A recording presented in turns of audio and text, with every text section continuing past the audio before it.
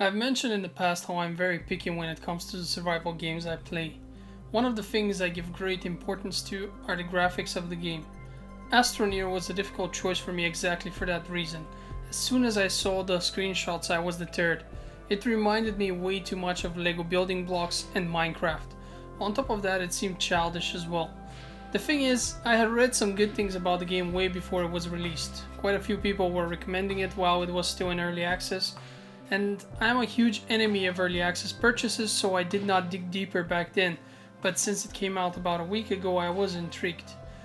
It took me a while, but after reading some more about the game and talking to my wife about it, we decided to give it a chance. The graphics really are very simplistic, but the colors are vibrant and the general looks of the game do grow on you after a few hours. It also helps that the game supports both 21 by 9 and 32 by 9 resolutions straight off the bat without any need of additional settings or mods. I've played some of it in 21 by 9 in order to record the footage for this review and went back to 32 by 9 for the times when I was not recording. With simpler graphics come lower hardware requirements, so the game ran without any issues on both my PC and that of my wife. Well, I mean in a frames per second kind of way when I say without issues, but I'll get to that in a moment. You see, Astroneer's greatest problem is that the game is not truly ready to be released. It still has a ton of bugs, many of which have been in there since the alpha stage of the game's development.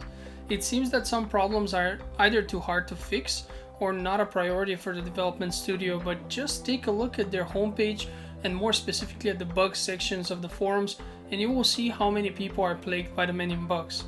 Before I go into details, I want to tell you a bit more about how the game is played so you can understand the severity of some of the bugs. So let's start with the game's tutorial. You know how I always complain about survival games and especially about the fact that they don't have any tutorials and just leave all of that to the community of players to deal with. Well, this game's different. The developer has not only made a relatively short tutorial which can be played, but also a whole detailed explanation for most of the in-game mechanics in written form with large instructional pictures. I know it's not perfect, but it's definitely a lot more than any other game has offered so far. One of the first things you learn in the tutorial is that your character has a very small air canister in his spacesuit. So you have to place tethers everywhere you go which connect to your base and provide you with constant air and electricity for your tools. Tethers are a starting recipe and can be crafted on the spot without the need for any sort of additional crafting bench. They're made out of a material called compound, which is fairly plentiful on any of the game's planets. In other words, making tethers is easy, and it should be because the game is all about exploration and tethers are your lifeline when it comes to exploration.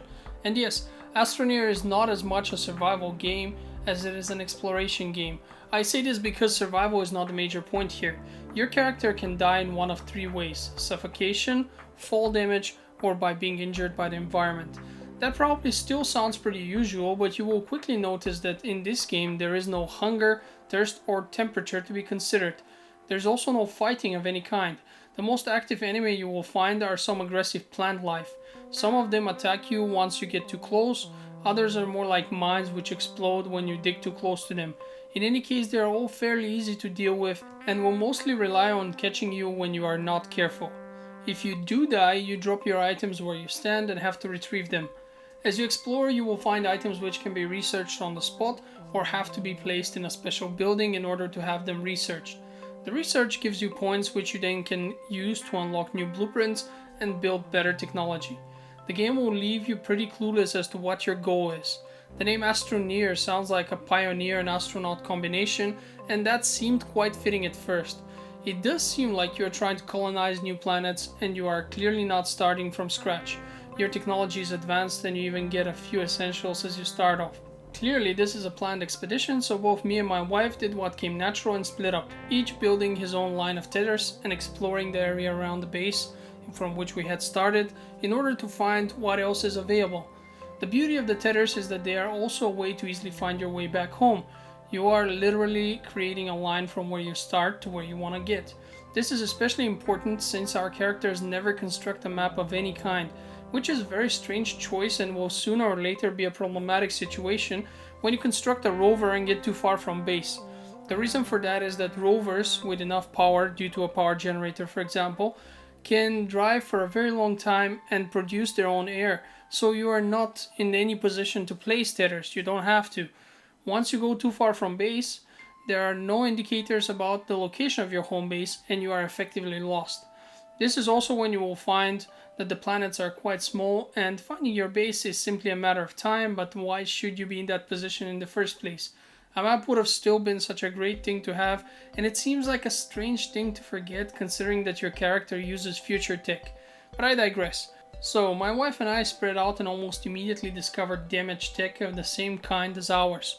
It became very clear at that moment that we are not the first astronauts on this planet. This applies equally to all the other planets as well. You will soon realize that some resources are not available at the surface of the planet and others are not available on your planet at all. Some of the first recipes to unlock include a small spaceship. To my surprise, the game is not grind intensive at all. We were both trained to hoard resources by all the other survival games we had played in the past and quickly found ourselves with so many resources of each kind, clearly a lot more than we needed to begin with. Since the storage structures offer so little space, and a quick test confirmed that dropping items on the floor and logging out does not make them despawn, we simply dug a hole with our mining tool and started depositing extra resources in there. It was a crude solution but worked really well, surprisingly well as a matter of fact. We kept exploring the planet and started digging below its crust in order to find more unique materials. Throughout this whole time we kept placing tethers everywhere we want and would soon face one of the game's most debilitating problems. You see, apparently each tether which gets added to an active chain is a strain for the game's engine. An active chain is a tethered chain which is uninterrupted from your base until the point where you are. It will provide you with continuous air and electricity. You can easily recognize them by the fact that they have an illumination on them, whereas if they're not active it will just stay dark. The more tethers, the more problems for the engine, which will at some point cause extreme game lag whenever a new tether is added to an active chain. This became so extreme as a matter of fact that the game would freeze for up to 5 seconds every time you would place a new tether on an active chain. And there are no upgrades for your tethers of any kind, so the distance between each is always the same at about 7 to 10 meters I would judge. In other words, you have to constantly place them. You have no other alternatives in most cases. I read online that this problem is very old and was simply being ignored by the developer from the start. Everyone suffers from it, it's not just us. What we ended up doing is interrupting the old chains of tethers we were not using, and instantly the problem would disappear. From that point on, we had to keep it in mind at all times, and that issue would no longer occur as long as we were careful and didn't forget too many tethers all over the place. It's still annoying as hell though. So as I had mentioned, we dug deeper into the planet looking for some of the more rare resources. This is where the game becomes a lot more interesting and exciting. There is just a lot of beauty to digging through the earth and creating mining tunnels. It reminds me of an old Flash game I used to play on my browser many years ago. It was called Motherlode, I don't know if you know it. And since Astroneer is not grind intensive, you never need too many resources to craft anything. So the most boring thing to do is actually climbing back to the surface after you have already mined your way down. As we were going up and talking about how tedious it is, we decided to optimize our work by starting over and building a straight tunnel at an incline. It was slow but also a lot of fun because we would at times reach the places where we had been with the old tunnel and would remember how it took us forever to reach that depth, and now our new optimized tunnel allowed for safe and much quicker transportation of resources. This is also where some of the other bugs will begin showing themselves. It's actually quite funny, but most of them seem to happen to my wife. One time she went up the tunnel to return some ore to the surface and build us better drills for our mining operation. While I would remain underground and keep digging slowly, as she reached our base, one of the storage platforms had moved itself mysteriously several meters from where she had placed it. The phenomenon would occur several more times, making it so that she actually had to look for it at some point. It was as if hiding from us. This was a minor thing, but little did we know that it's just the beginning of much greater things to come. At some point, we began to travel to other planets and establish mini bases there because some resources were only available there. Traveling between planets is fairly cheap and quick and therefore encouraged by the game. Since the game usually behaves in a very mellow way and dying is so difficult when careful, we would even go to other planets alone. So my wife went to a planet to get some iron ore. We had already established a base there and even dug a pretty nice mine, so all she had to do was go there, collect a bit of ore and fly back to our home planet. So far so good, but we hadn't considered that the game is buggy as hell, and so as she was in the cave collecting iron ore, she was suddenly propelled in the air, flew through the planet's crust over her head, appeared on the planet's surface and kept flying up super high. Then it all suddenly stopped and she started falling to her death and ultimately died somewhere where she had never been before. Now in order to gain her lost equipment, she had to go inside the mine again, then go to where the whole thing had happened, then dig up all the way to the surface and search for her body in the vicinity of that area. What's even worse is that this bug happened a few more times at random. People in the forums complain about this issue and tell harrowing stories of being propelled upwards but not quite reaching the top of the planet and just ending up in some random other cave and never finding their corpse anymore because it's so convoluted. You have to also imagine that the planets actually have their own cave formations inside and even giant caverns. So as you dig deeper, you suddenly end up in a room-like place or even in a huge open place inside. It's really cool actually. It's very interesting, definitely taking a look at it. But yet again, I digress. By the way, I did mention the tutorial earlier, didn't I? That one is done in single player, so we each did it alone. And it bugged for both of us at different stages, forcing both of us to start it over. It would tell you to do something next, you would do it, and it would not recognize the action as performed, so it would be stuck there and it would never give you the next objective that you need to fulfill. So you're stuck in the tutorial. It happened to both of us at different points of the tutorial, so it's not something that occurs at one specific point. As we tried one more time, each of us, we managed to both get through it the second try around, but the first time it bugged for both of us at different stages. Later on we would construct rovers with which we could drive around the planet, and this is outside the tutorial, obviously, this in the main game. Our second mine was intentionally built very large and very wide, which made its construction much slower, but the idea was exactly so that we can go in with the rover. What we did not account for was the fact that another bug would cause us trouble. All vehicles seem to lock their brakes when you leave them. As long as you leave a vehicle in a stationary position, this would happen. This is so they don't roll away if you park them in an elevated place. If you enter them, however, the brakes disengage so you can drive. This makes sense. What does not make sense is that from time to time you would enter a vehicle and the said vehicle will not be controllable by you in any way. It will still disengage the brakes, but you can't do anything. You cannot move it, you cannot turn it, you cannot brake, you can do nothing. You're just along for the ride. We lost 2 vehicles because they would just roll away. It's so frustrating because there's nothing you can do. If the vehicle starts moving, leaving it does not cause the brakes to engage because it's already in motion. So this means that whenever the bug occurs, your rover will drive away on its own unless it was parked on a perfectly flat surface before, so that it cannot roll in any direction because there's no incline.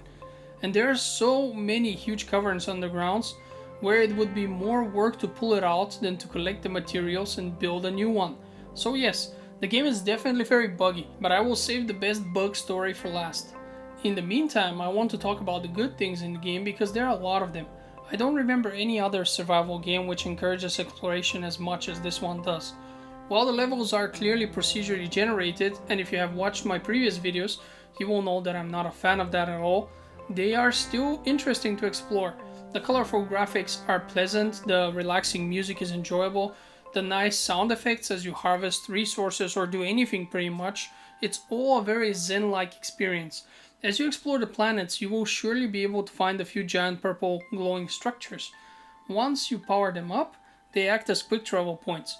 It poses more questions because it's a very alien kind of thing that you meet, but sadly the game has no story whatsoever. There are no in-game explanations for what is going on at any point. You are left to make of it what you will, and so we found ourselves wondering what to do next. Even though the game was buggy and seemed to not have a goal, we wanted to make one for ourselves, so out of curiosity we decided to dig to the core of the planet. My wife is a physicist, so she was curious if the game physics will behave as they should as we dig deeper into the planet's crust. After all, the game has a night and day cycle which seems to follow the positioning of the planets around the sun as they rotate. So as we dug deeper toward the planet's core, we definitely noticed the gravitational forces becoming weaker and we would float more and more as we jumped. This encouraged us to push on, and after a while we finally reached the core and it was totally worth it. We were faced with a giant purple structure similar to the one on the planet's surface. It demanded a resource, and once provided, would also act as a teleportation device. What's interesting though is that it also dropped a special item. I would later notice that since I had looted that special item, I could now fly into space with my rocket and see a special purple space station, something that was not there before when I was flying from planet to planet. On it, there was a place to insert that weird item from before, as well as several others. The game had finally given us a clear objective. It wanted us to travel to each of the available planets' cores and harvest a special item from each of them. Once you do that, you get to watch the game's ending and understand a bit more about your character. It's not much, but it's something, I guess. Getting to the cores of the other planets is not nearly as hard as it may sound at first, simply due to the fact that by now we had all the advanced technologies, so progression was much easier. So I did promise you the biggest bug for last, and here is the craziest story of them all. Once we had acquired the last item we needed, we went to our base to save the game. You can do it in many ways, but one of them is to simply enter your little house building. Just going in will cause the game to save, so I went in first, and shortly after that my wife. As soon as she got in, the game decided that it's time to propel her in the sky again. Only that this time she was not underground, so she flew so high she escaped the planet's orbit and looked like she was in outer space, stuck there. While out of bounds, she started to suffocate since she had no tethers to provide her with any air, and before her character died, I told her to quickly log out and log back in. She did it, and upon logging, she was now in the space station, which is the starting point, the beginning of the game. It's a space station in space, and from there you propel yourself and you land on the planet. So she was now there, but she could not move. She was no longer suffocating, but there was no way for her to do anything. She was literally stuck there. It was a game-breaking bug for her. The only good news is that we had literally done everything we wanted, and all that was left for us to do was watch the ending of the game. So I went ahead and initiated it, after which we had completed the game. Well, I had. She was still stuck in space.